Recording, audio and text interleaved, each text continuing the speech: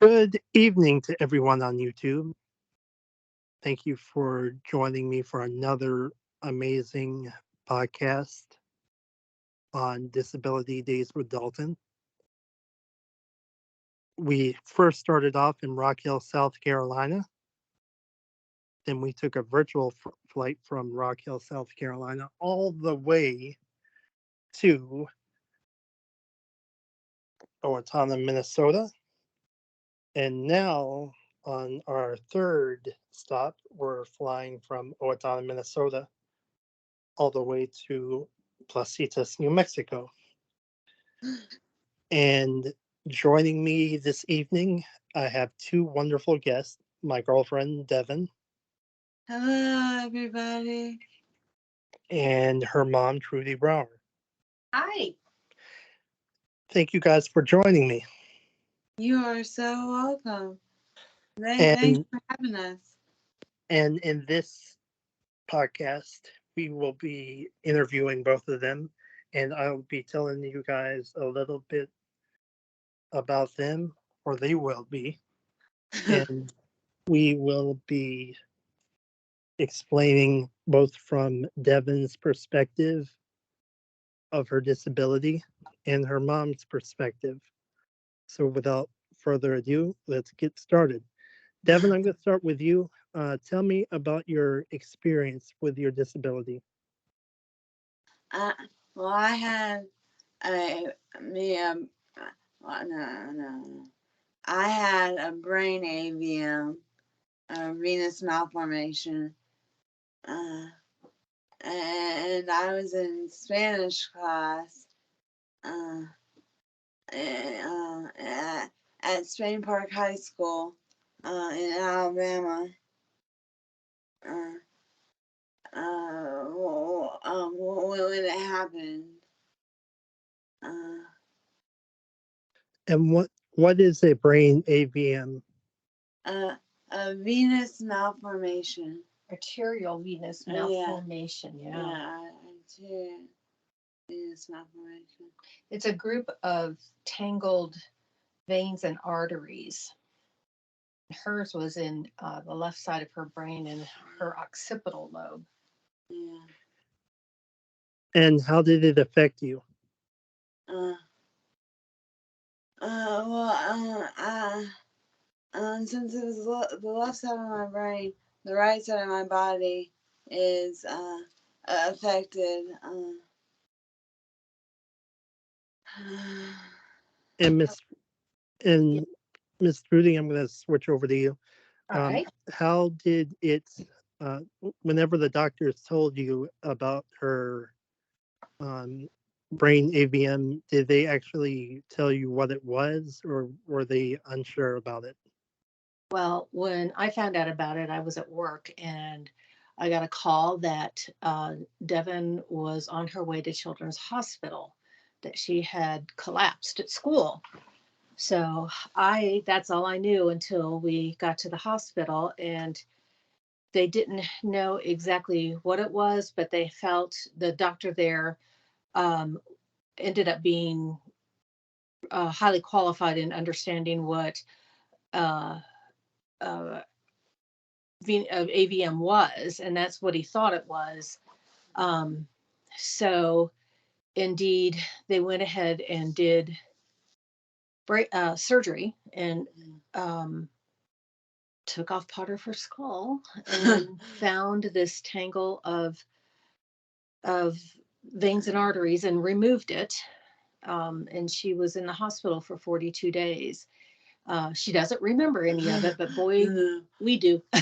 Oh yeah, but Was it hard for you to get the news whenever she words, was words, diagnosed? yeah, words cannot explain what a mama's heart does. And it was terrifying, absolutely terrifying. But we got through it, and Devin recovered. She has, the right side of her body is impaired, and her speech and vision are impaired, but she's here and she lights up the world. So, it's a joy to have her with us. She truly lights up my world, I'll tell you that. Well, thank you, Dalton. well, when people have wonderful energy like you and Devin, it really attracts wonderful people. So, it's just, it's one of those things that I've learned by having Devin in our life, that she's just, you and her do not know any strangers. So when I'm with you guys, it's just like, follow your energy, because we're going to meet everybody.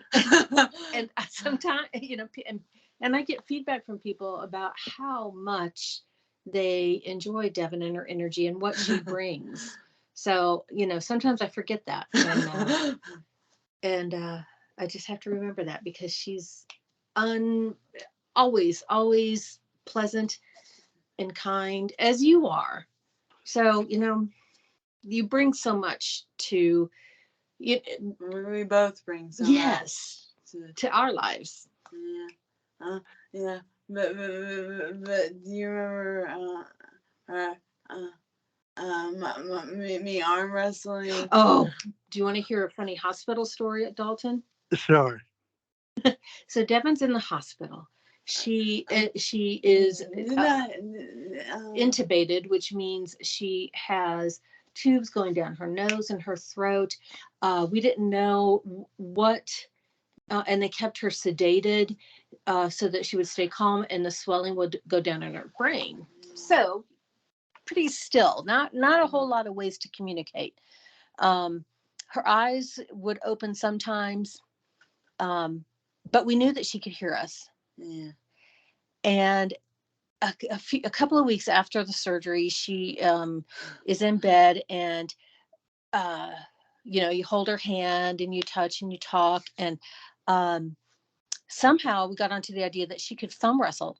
The only thing that she could do was arm wrestle. She couldn't move her legs, her arms, her head, open her eyes very much, but her thumb wrestling was incredible, and it was a way that she could communicate that she was in there, and she was very, very good at it and determined. So she had this physical therapist, this young guy. He wore cowboy boots. He was like very, athletic, and we had just learned about this thumb wrestling, and we found, and he goes, really, she's really? And I said, give her a try.